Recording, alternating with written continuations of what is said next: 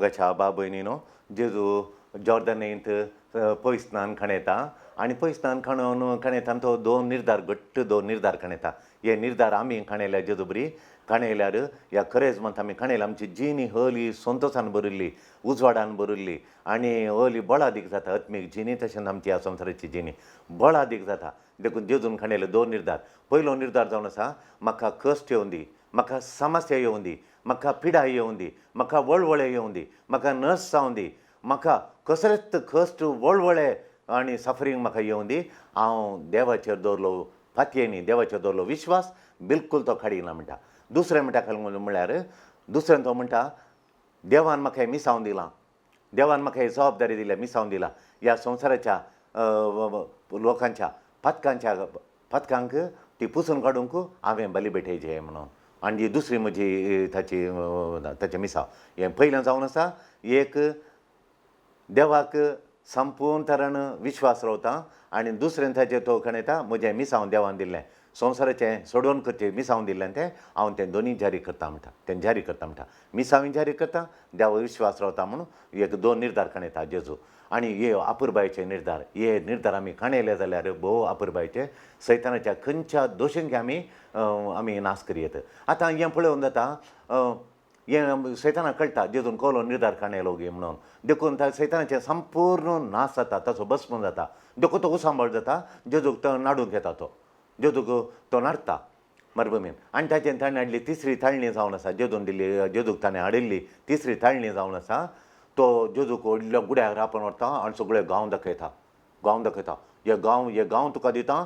त्या गांवांत आसली सक्कडी बदीक आस्त बदीक आनी पुरा हांव तुका दिता म्हणटा. तो सक्कडी तुका हांव दिता म्हणटा. तुका पयशे दुडू आस्त बदीक गणां गौरव सक्कड दिता तुका हांव म्हणून. तो संवसाराचे संवसाराचें स्थान मान सगळें तुका दिता.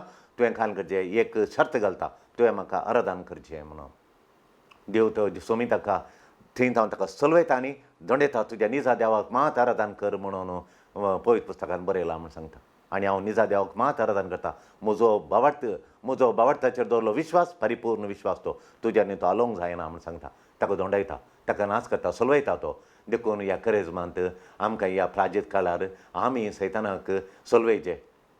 ह्या वस्तूंची ह्या दुडवाची अती आशा येनाशें आनी ह्या संवसाराच्या वस्तूंची अती आशा येनाशें आनी ह्या पुजा वस्तूंची बँकांत आसल्या बँक अकावंटाची पुजा करनाशें आनी आराधन करनाशें. निजा देव मात आराधन करूंक आमी ह्या करेजमाच्या प्राजीत काळार आमी जाता इतलें प्रयत्न करीचे. आनी त्या दाळा जेजूक मेळ्ळो संतोश उल्हास तो आमकां मेळटा. सैतानाक आमी चलवयता मोगाच्यान तशें.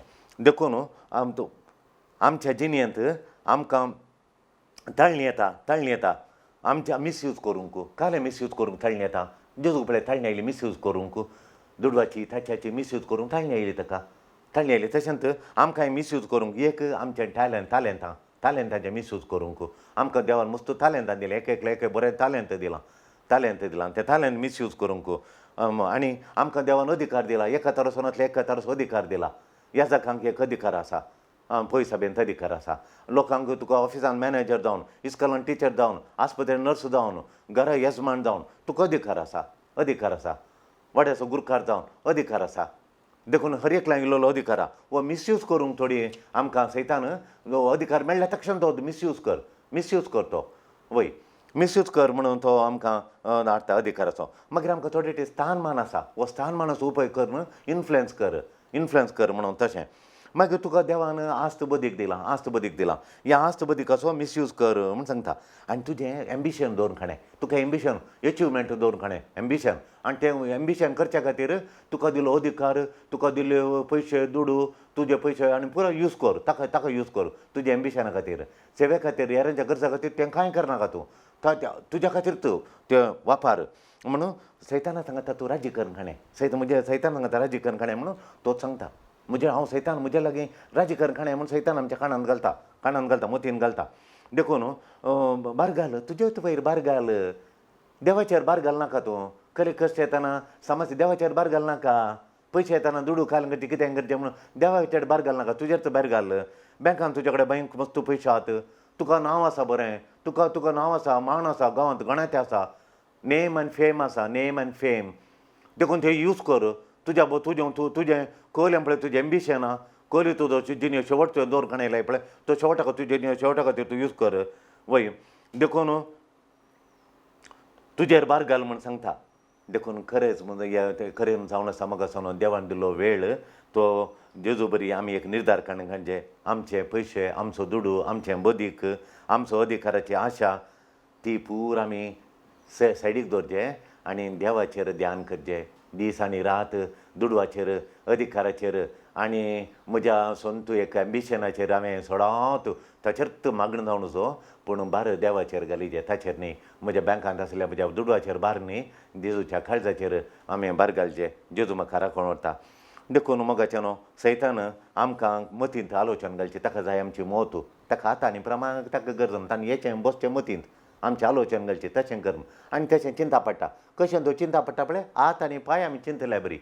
आतां हांगा थावन तूं गडांगा वचूं बाराक वचूं सोरोप न्ही चिंता पायलें त्या दळाक बळत ना हातांक बळत ना पांय बळ बैसरले हाती बैसरलो पांय बैसरलो मतीन वणवरचें मतीन इंजीन ये मोत इंजीन केदाळाय इंजीन गेल्ल्या कडेन कार कार येता इंजिनान वणवरचें देखून मतीन घालता हें कोणा थावन प्रयत्न आमकां हें करूंक अशें करून आलोचन खंय थावन येता ही आशा खंय थावन येता आलोचन घालची आशा जेजूच्या देवाच्या विरोध रावची देवाचेर बार घालनातल्या बरी देवाच्या उतरांक तिरस्कार करची ध्यान करनातल्या बरी करची खंय थावन येता आनी म्हाका दिल्ली जबाबदारी सोड न्हू देवाचेर आमी रिस्क काडून देवाक खेळोवची खंय थावन येता ती आशा ती खंय थावन येता म्हळ्यार आमी सांगलां थोडे फावटी सदांच आमच्या इश्टांच्या तांच्या रुपांत येता ती इश्टांच्या मध्ये कळोवंक कळना आमचे इश्ट मंत्र आमकां ह्या बऱ्या देवत जिनयेत हांव वणवरतात जबाबदारेच्या जिनयेत हांव वणवरतात देवाचेर बार घालन देवाच्या खुशा प्रकार जिवन समाधानान आसचें ताका पळोवंक जायना तें तशें देखून सैतान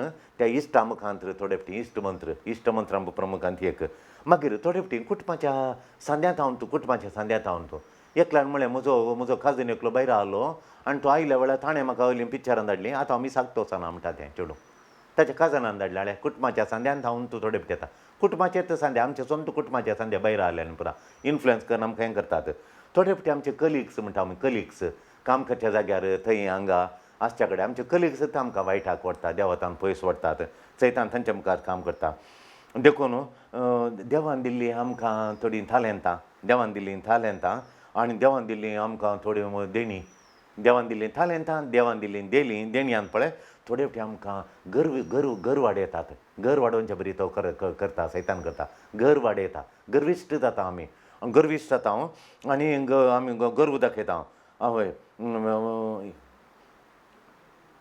म्हाका सोड कशें करतात पळयता म्हणून हे कोयर आशिल्लें कोयर खावंक आशिल्लें आनी त्या कोयराक येवंकूच नात हांव नासतना काजार कशें चलता पळय हांव म्हणून कोयराक आमी येता म्हणा कोयर करता म्हणा काजाराक सगळे पाद्राब येवन आनी कोयर जाता म्हणून कोयर ना येवंकूच ना तांकां खालें म्हणलें खंय तांकां दुखलें खंय आनी देखून तांणी तशें केलें म्हण तांच्या कोणी आवय कोणें काल तांकां तेंचें कोयर बरें सिंगरान म्हणून कोदाळ म्हणलें खंय देखून तांच्या घरा इगर्जीन कोण कोयर येतच ना मागीर एका फादराबाक इल्लेशें गोत्ता आसलें तो फादराब गेलो आनी ताणें कंतरां म्हणून आनी बरें करून काजार बरें ताण जालें पण पळय कितें केलें म्हळ्यार स्टार्ट करा म्हळ्यार कोयर ना तें तशें पळय हांव नासतना कशें करतात पळय म्हणून कळ्ळें गी सैतान कसो प्रभाव घालता पळय हांव नासतना कितें करता म्हणून पळय म्हणून let me see how they will run the show एका काजाराच्या माटवांत ताणें तो एकलो हांव येना हें काजार कशें चलयता हांव पळोवन करून खाणयता हें काजार कशें चलोवन दाखयता तो हांव पळोवन खाणयता वो येवना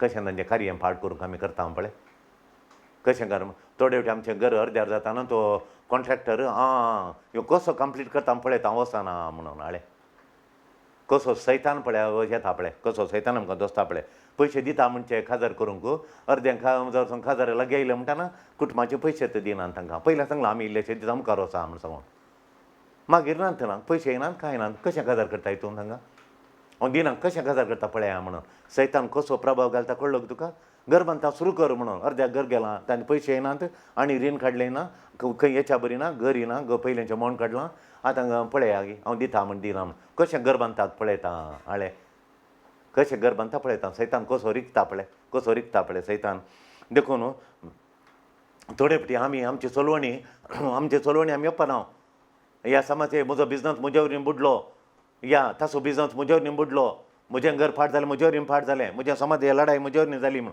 आमची सूख आमी वळखना, आमी आमची सोलवणी आमी ओपन करून खाणें ना. ताचे वरवीं केलें, ताणें तशें केलें आनी केलें. हाणें सांगलें हेरांचेर घालूंक पळयता हांव, हेरांचेर घालूंक पळयता हांव. देखून मोगाचें न्हू हेरांक दुरसोणें, हें दुरसोणें जावन आसा सैतानान हाडचें.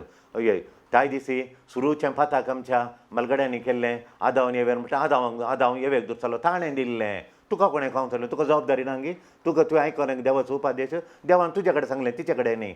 तुका आपण आदावां ह्या रुखाचें पळ करा कांय नाका म्हणून देवाचें सोन ताचें कितें आयकलोय तूं. आडे ताणें सांगलें म्हणून दुरसोन आमी व्हडल्या गुंडयेन पडचें. देखून आमकां पाताक करूंक प्रेरण दिता पळय, प्रेरण दिता वय. देखून तें पाताक करूंक आमकां थोडे टीम प्रेरण ओडटा पेदळ आमची आत्मी जी न्ही बागोवन येता. देखून वो करेजमाचो खाल मोगाच्यान करेजम हे प्राजिताचो खाल हें आमकां ओले आमकां थोडवंक रेजिस्ट करचें. देंवचाराक कशें सैतानाक कशें जेजून थडविलें पळय तशें आमी थडविचे ताका रेजिस्ट करचें. ताका ज्यो पळय सभेन उपास दिला, मागणें दिलां, उपास दिला, दान धर्म दिला. हें 3 करता आसतना संपूर्ण विश्वास आमचेर येता देवाचेर. संपूर्ण जेजून दवरल्या बरी देवाचेर संपूर्ण फातयेनी आनी देवान म्हाका दिल्लें मिसांग करूंक हें 3 म्हाका कुमक करता. देखून तें मस्त गरजेचें. पूर्ण निर्धार हांव करता. देखून आमी पूर्ण निर्धार करचे. देवाची आमी परिक्षा करूंक वचून जो अधिकार ताणें दिल्लो दुडू, ताणें दिल्ली आस्त, ताणें दिल्लें घर कार हाका पुजा आमी करून जो देवाच्या उतराचेर आमी रावचे आनी ताची सेवा मात्र आमी करीचे, देवाची सेवा मात्र करीचे. अशें करूंक सरस्वत देव आमकां कृपा दिवन आज प्रत्येकता मागया. आमेन. हालेलुया.